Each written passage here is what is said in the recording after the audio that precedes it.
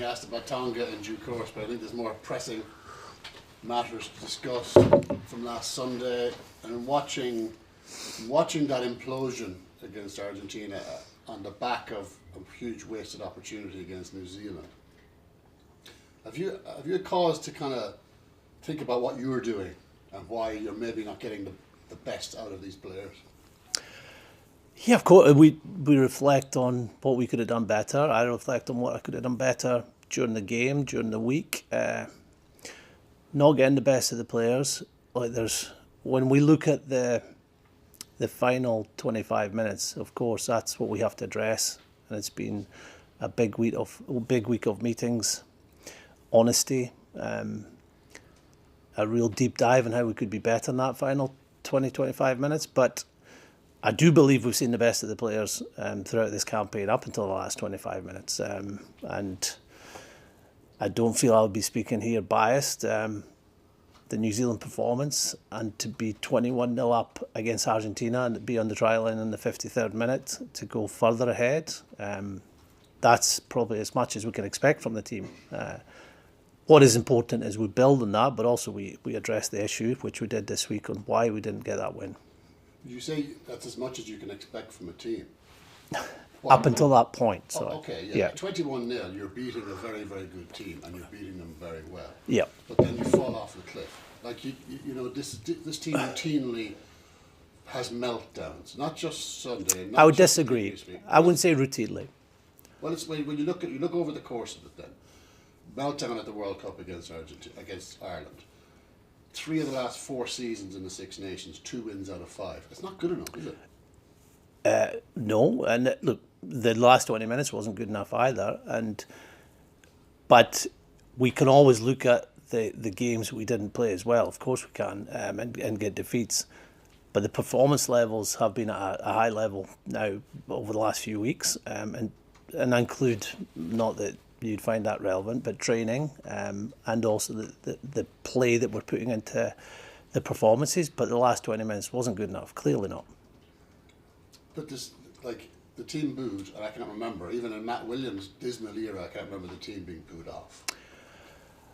Yeah, whether you could... Like, people, I know you want to focus on the... No, I don't want to focus on the positive. I'm here to address anything. Okay. But this team, we all feel that this team has got big wins in it. Yeah. But now I think they're hitting a wall. I'm just wondering whether you might accept that maybe 8 years is possibly long enough. That's your opinion, Tom. I would say I've seen the team play the best rugby it's played in the 8 years over the last 2 or 3 weeks. Now, we're very disappointed we didn't get a win against New Zealand, or didn't get a win against Argentina, especially Argentina both games, when we created enough against New Zealand and when we were 21-0 up against Argentina. But to get in those positions, to be 21-0 up, the team is delivering up to that point.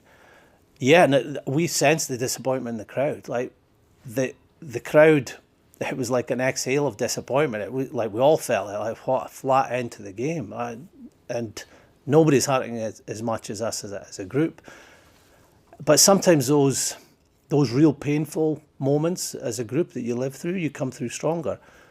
And the process this week and how we've met, what we've resolved, have to be non-negotiables. I know it'll make us a stronger team. We probably won't get that opportunity to really test it out.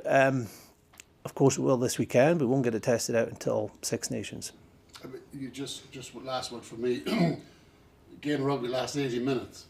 It does. Scotland can play in 60 minutes, and you can look world class in 60 minutes, 40 minutes, 30 minutes.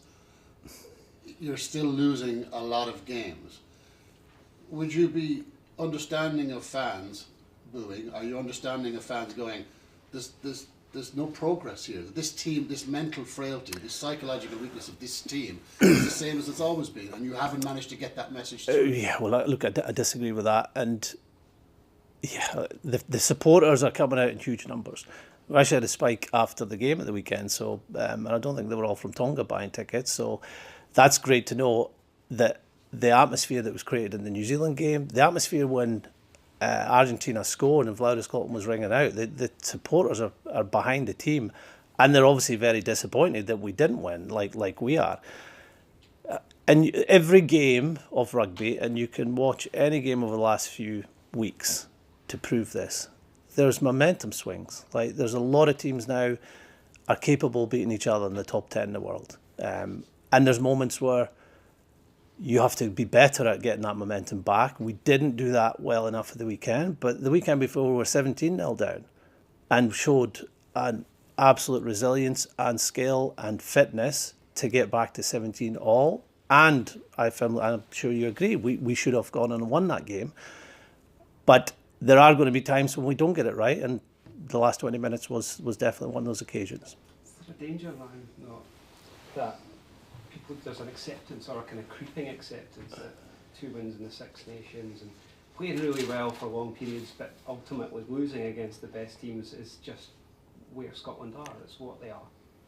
No, I can't speak for other people, but that's certainly not acceptance in our group. We do all we can to win and all we can to put our best performance out there. We have no right to beat every team in the world, whether that's on going into a game and the opposition playing well or the strengths of the opposition, but we believe we can.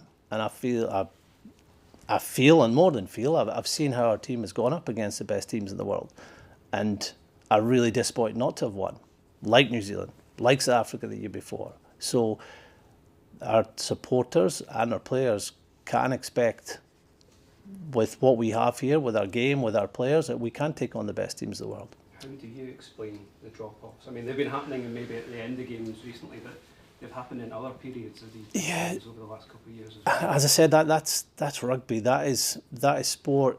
Like, when people say an 80-minute performance, I think what they mean is, can you just play for 80 minutes and the other team doesn't have a moment? And that doesn't happen. The teams come back, teams drop off. Look at New Zealand. Like, New Zealand, during 20, 30 minutes against us, like, they didn't hardly touch the ball and were on their try line. Argentina, the first half, they were 21-0 down. So that happens to the best teams.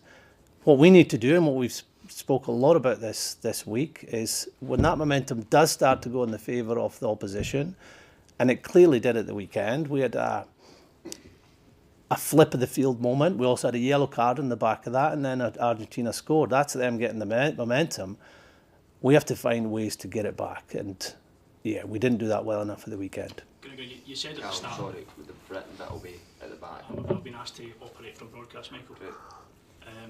You said a few weeks ago that you felt that Scotland were in the best place that they've been throughout your time in charge.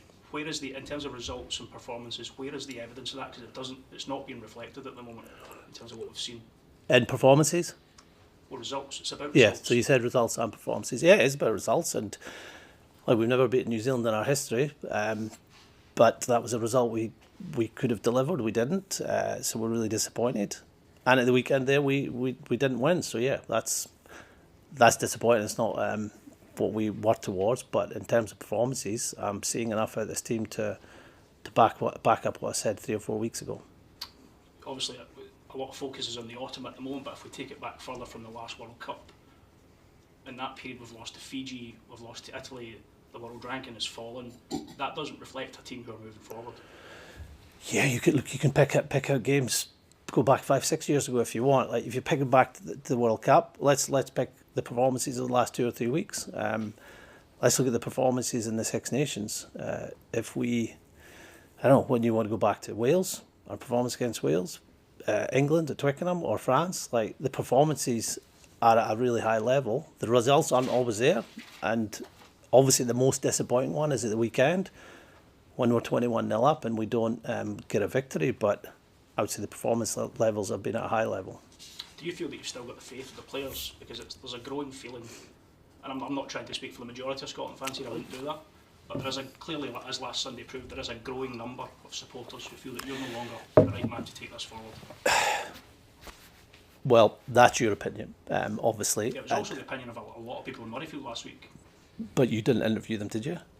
I didn't have to, I just listened to them. Oh, you listened to them, okay.